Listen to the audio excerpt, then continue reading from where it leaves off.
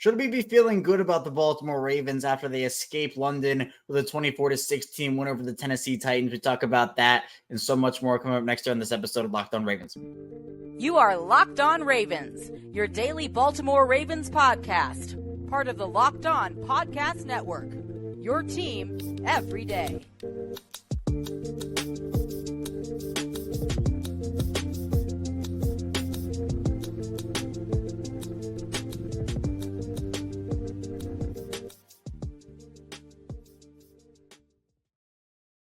Welcome into another episode of Locked On Ravens, your daily Baltimore Ravens podcast. I am here with your host, Kevin Ostreicher of Ravens Wire, here on the Locked On Podcast Network, your team every single day. Thank you so much for being here, making us your first listen each and every day. We're free and available all podcasting platforms. That, of course, includes over in video form on YouTube and anywhere you get your audio podcast. Today's episode of Locked On Ravens is brought to you by Gametime. Download the Gametime app, create an account, and use code LOCKEDONNFL for $20 off your first purchase. Last-minute tickets, lowest price guaranteed. We are a 5-day-a-week Ravens podcast, and of course, more sometimes, especially during the season, as we did a live instant reaction episode yesterday on Sunday. We bring you Ravens news, analysis, updates, the latest on Baltimore Ravens football, and you can find us again anywhere, YouTube, audio form. Tell a friend, tell a family member, and I appreciate everybody who listens, whether it's you're in every day or you listen every single day. If it's your first time in, welcome into the show, and if maybe you're in the middle, welcome back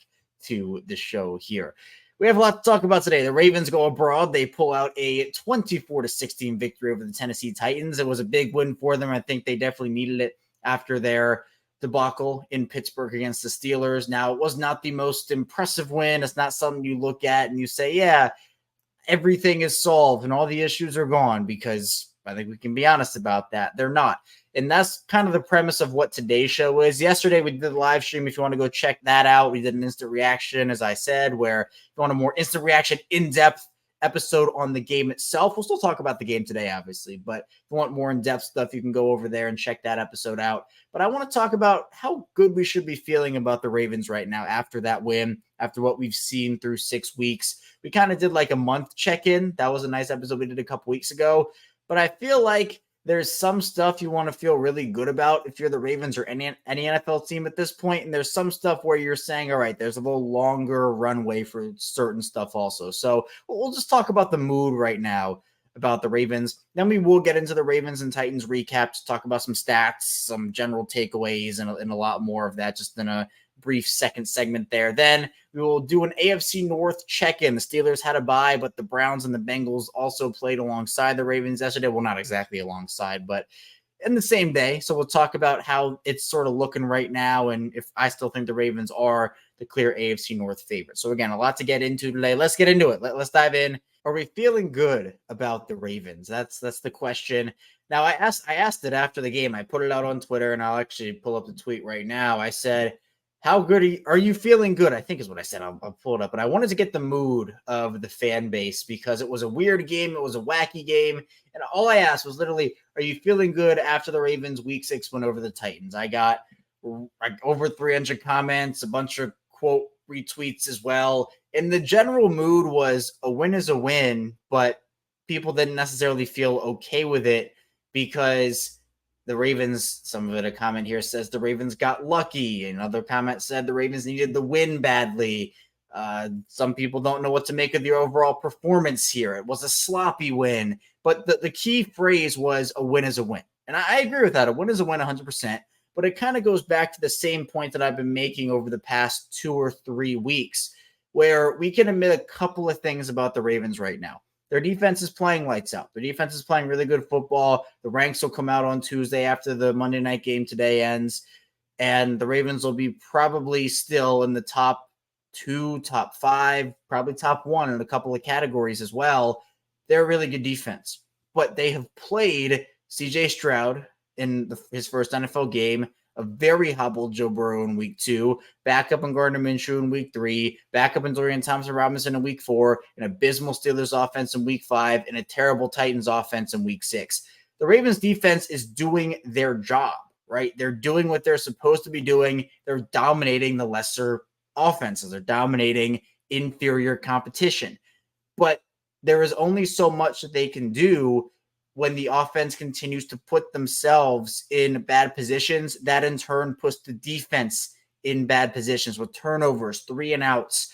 And as I've been saying, once we get into the games like Detroit coming up, like Miami and San Francisco and the AFC North teams again, we're going to really start to see what this team is made of, because eventually these opposing offenses, like the opposing offenses the Ravens have played so far, haven't really taken advantage of the Ravens' offensive mistakes, whether they get the ball in good field position, the defense tightens up, whether they just continually get shots either outside the red zone or in Ravens territory. They just haven't been taking advantage, and eventually the defense is going to get worn down if the offense continues to play like this. And what do I mean by this?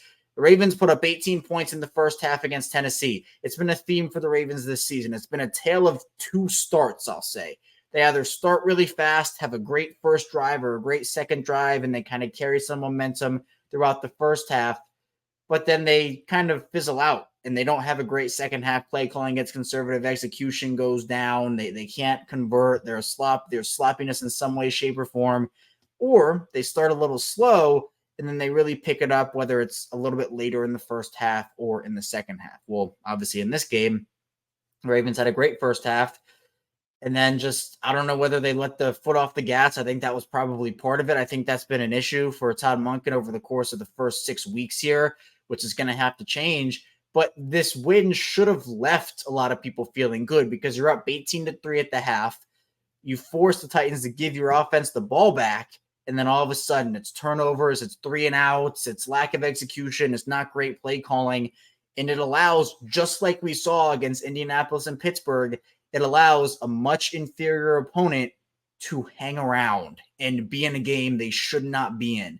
And luckily, the Ravens were able to pull out the win this time around, partially because Ryan Tannehill threw for 76 yards and was awful. And then Malik Willis came in when Tannehill got injured and was worse than 76-yard Ryan Tannehill. But again, what happens when you play Jared Goff, who's on fire right now, or Joe Burrow when he's healthier, or Tua, or Brock Purdy in that Stanford offense when they're hitting on all cylinders? Those offenses take advantage of the opposing offense's mistake, because that defense gets put in bad positions. And while the Ravens defense, I trust them just as much as anyone for the most part of getting stops, there's only so much they can do before they start to tire out from the offense's mistakes. So it's frustrating in some ways, because this game probably should have been broken open early in the third quarter or midway through the third quarter. And, we should be talking about this was a dominant bounce back win, a blowout game. They needed this. But now we're talking about, a win is a win, and that's awesome. It's an AFC win, and that will go a long way potentially in December, January, when playoff seeding starts to really tighten up. But there's still trends that we saw over the first 5 weeks that, again, against the terrible Titans offense that does not feature prime Derrick Henry anymore. Derrick Henry, falls forward a lot more than he used to, and it did not look good. The Titans offensive line was horrendous in this game. DeAndre Hopkins was held to 1 catch or maybe 2 catches. The Ravens defense did their job. And this was a game where, again, the Ravens gave the Titans offense chances. They did nothing with it. So for me, am I feeling good about the Ravens right now? I mean, I feel okay about them. I feel like they have the potential to be a really good team here and have the potential to figure it out on offense fully. But I'm still waiting. I think we're still waiting to see that full 60-minute performance. I mean, maybe the closest you can get there is the Cincinnati game in week 2. Maybe the Cleveland game in week 4, although that was kind of a slow second half. So we haven't really seen that full dominant, consistent performance from the offense. Again, probably outside of week 2, that's the closest thing you get to that. So it's unfortunate that it kind of came to that. And we're talking about how this team never makes it easy on themselves, and they haven't had that dominant win yet, but hopefully it comes soon. I don't know if the Lions are going to be that spot for it. It's going to be a really tough game, but if they can just get one of those, I think people will be feeling a lot better about the team in general. But coming up in the second part of the show, we will be getting into a Ravens and Titans recap, talking about some stats from that game, individual performances, group performances, and a lot more. So stay tuned. Plenty to talk about on the show.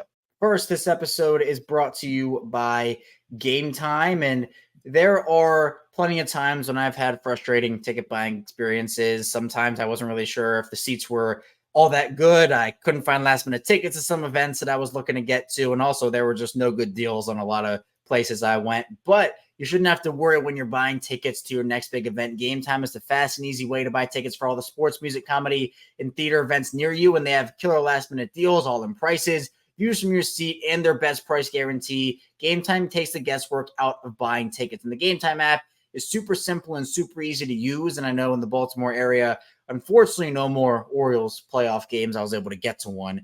But the Ravens, again, coming home, playing the Lions at M&T Bank Stadium. Tickets are going to be available for that. You also have concerts in the area, which will be really fun.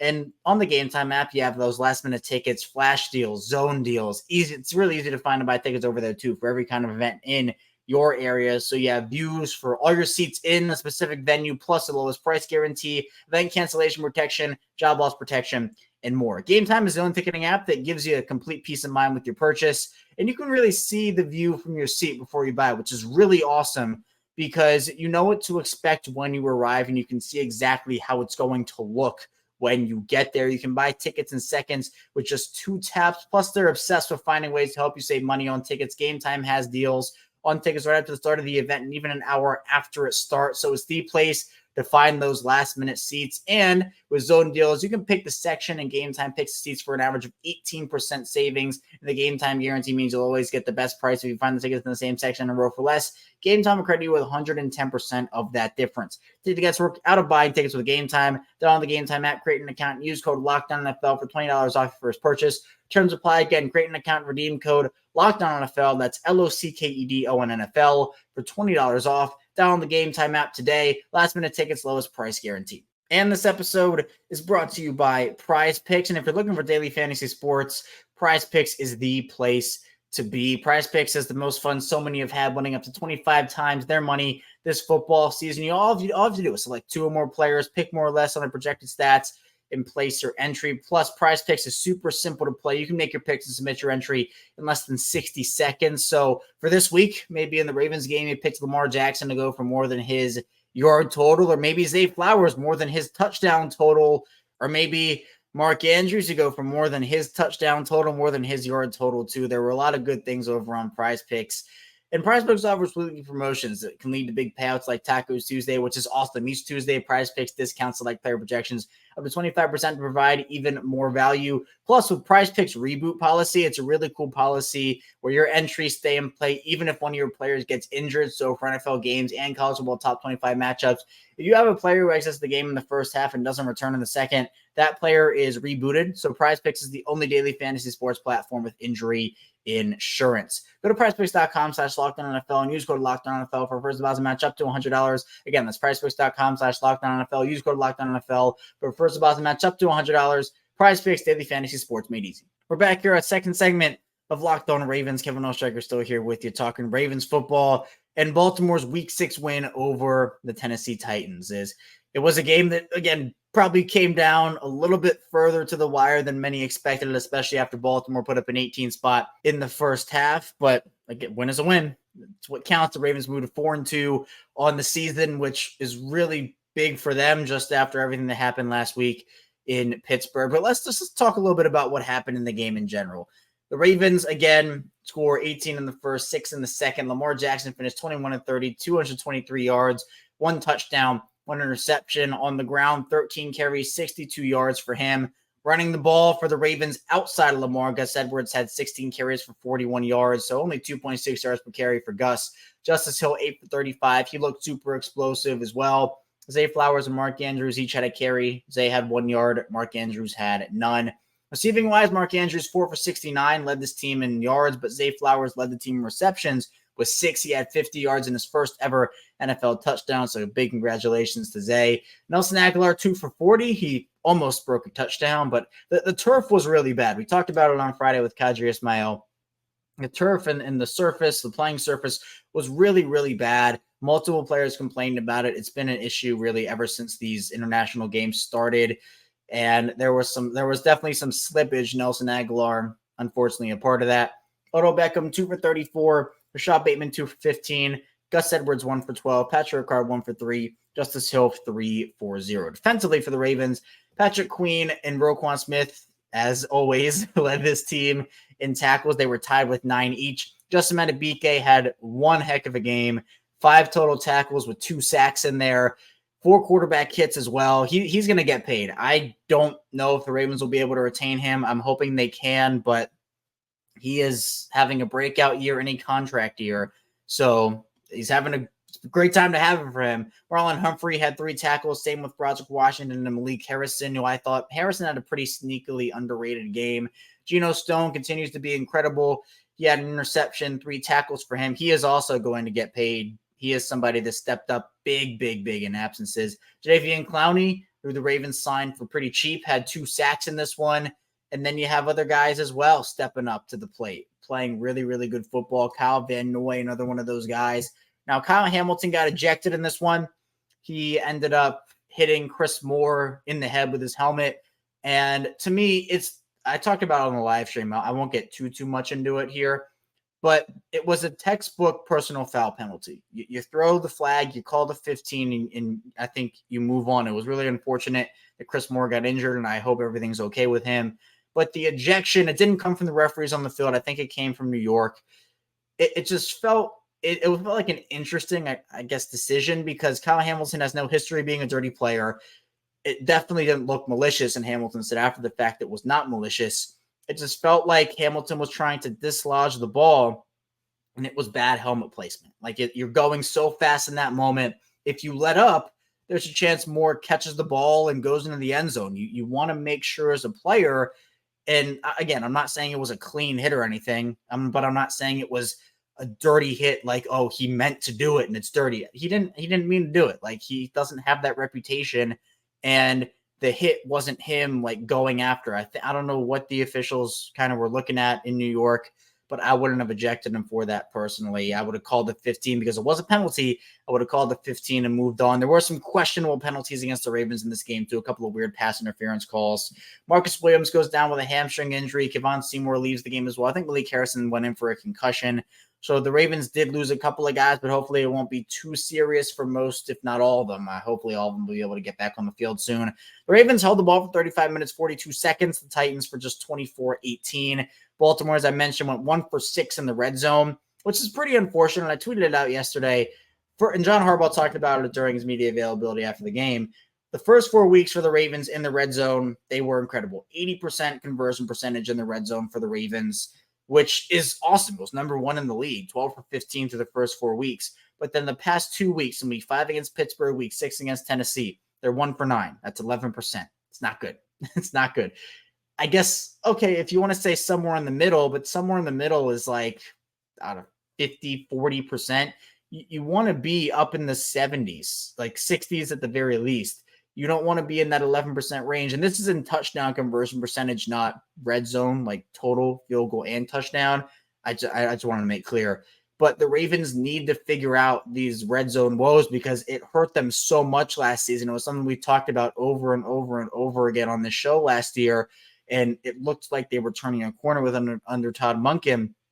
But the Todd Monken experience has been a little interesting, and we'll talk about that in the final part of the show. Plus, an AFC North check-in, where the Ravens stand right now, where the rest of their division foes stand as well. So we should have stayed tuned. A lot to get to on the show. But first, this episode is brought to you by LinkedIn. And these days, having your potential hire can feel like a high-stakes wager for your small business. And of course, you want to be 100% certain you have access to the best qualified candidates available. That's why you have to check out LinkedIn Jobs. LinkedIn Jobs helps you find the right people for your team faster and for free. And for me, I've had a ton of great experiences over on LinkedIn. I've looked for jobs over there. I've sent jobs to people I know. It's really easy to use as well. And it's really easy to create a free job post over on LinkedIn Jobs as well. All you have to do is add your job on a profile, hashtag hiring for your LinkedIn profile to spread the word that you're hiring. There's simple tools you can use like screening questions to make it easy to focus on candidates just the right skills and experience to completely prioritize who would like to interview and who would like to hire. Plus, it's really important to start and end the year strong, and the right team member might be able to help you do that. It's why small businesses rate LinkedIn Jobs #1,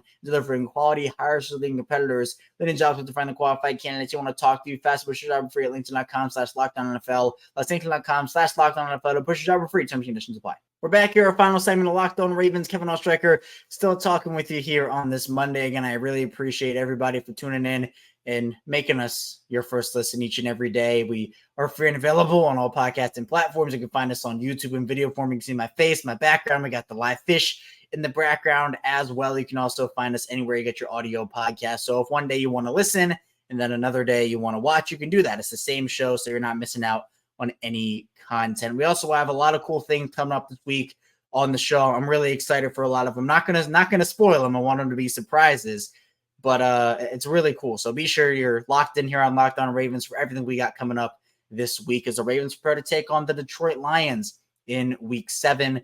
But let's talk a bit about Todd Monken. I kind of ended the second segment with that, and then we'll get to the AFC North check-in at the end here.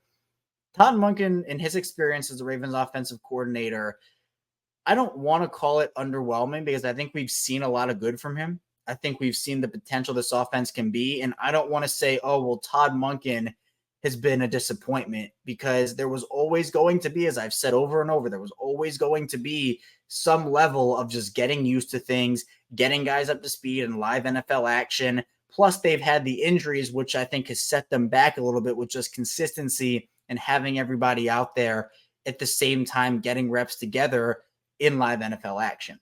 But I think the thing that I guess frustrates me, or the thing that I have less tolerance for, is some of the play calling and some of the sloppiness that is execution, right? Like Todd Monken's not out there fumbling. He's not out there committing the penalties, but it's some situational stuff. Like I go back to like Week 5 against Pittsburgh, right?